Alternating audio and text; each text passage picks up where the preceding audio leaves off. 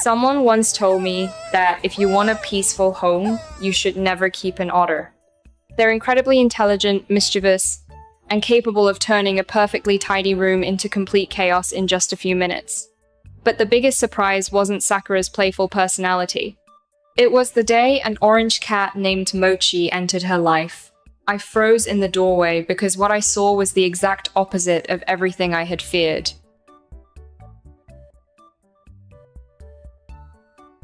Sakura was the first member of my family. She's an Asian small-clawed otter, a species that would normally spend its days hunting fish and small aquatic creatures in the wild. But at home, Sakura lives a very different life.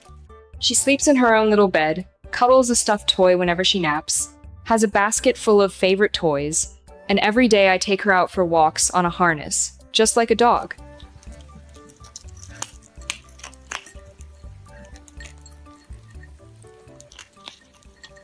As adorable as she is, caring for Sakura has never been easy. She needs a specialized diet, constant attention, and seems to have endless energy. The moment I look away, a pillow ends up on the floor, tissues are scattered everywhere, and small household items mysteriously disappear. Sometimes all I can do is laugh because the house I just finished cleaning somehow looks messy all over again.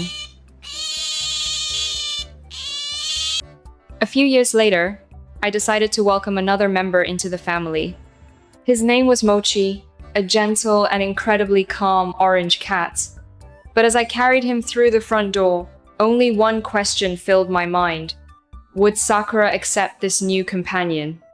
Or would she see him as an intruder?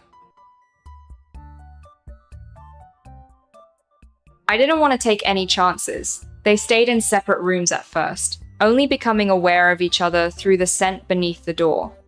After a few days, I began introducing them for short, carefully supervised meetings. The moment I noticed any sign of tension, I was ready to separate them immediately.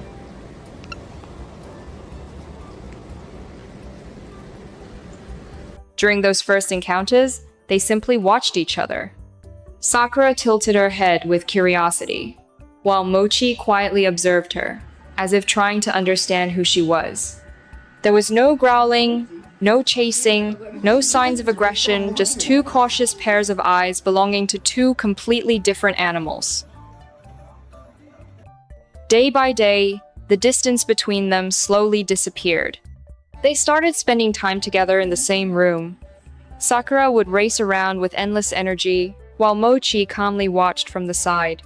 Sometimes Sakura would approach him, and little by little, Mochi stopped backing away.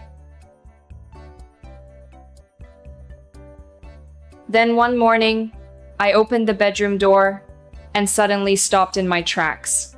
Sakura had wrapped both of her front paws around Mochi as if she was afraid he might leave. Mochi simply lay there, purring softly in complete contentment. I could hardly believe what I was seeing.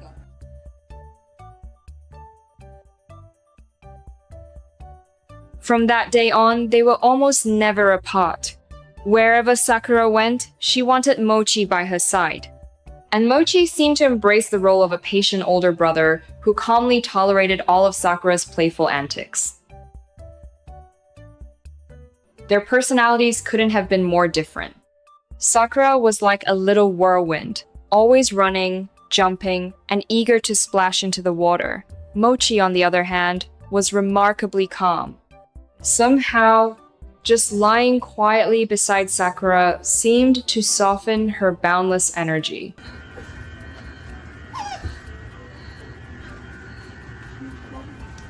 Of course, Mochi didn't always feel like playing. Sometimes he would gracefully leap onto a high shelf, curl up, and enjoy some quiet time alone. Sakura would watch him for a few moments before happily returning to her own adventures in the water with her favorite fish.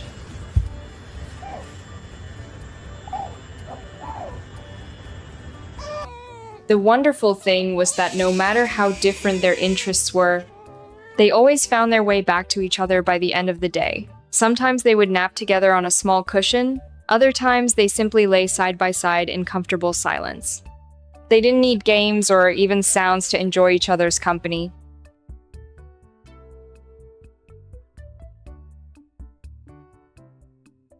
Every time I witnessed those moments, I found them almost unbelievable. One animal that naturally belongs in the water and another famous for its independence had somehow become the closest of friends.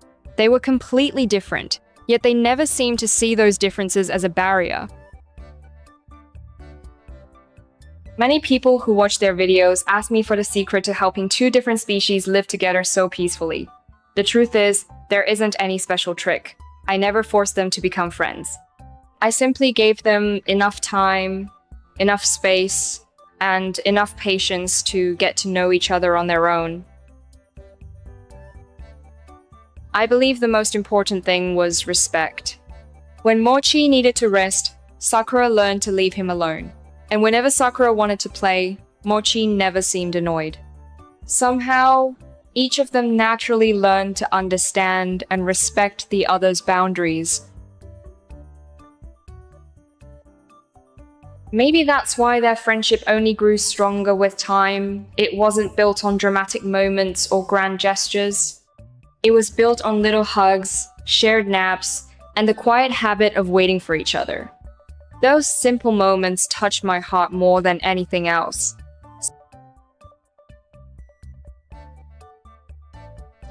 Sakura and Mochi taught me that true connection has nothing to do with how similar we are. Sometimes, all it takes is a little patience, a little understanding, and the willingness to open our hearts. Even the most unlikely friendships can become something truly beautiful.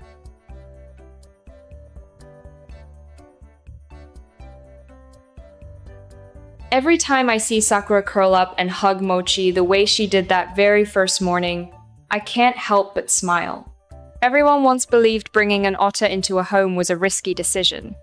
But no one expected that this mischievous little otter would teach us such a beautiful lesson. Friendship doesn't require being the same species.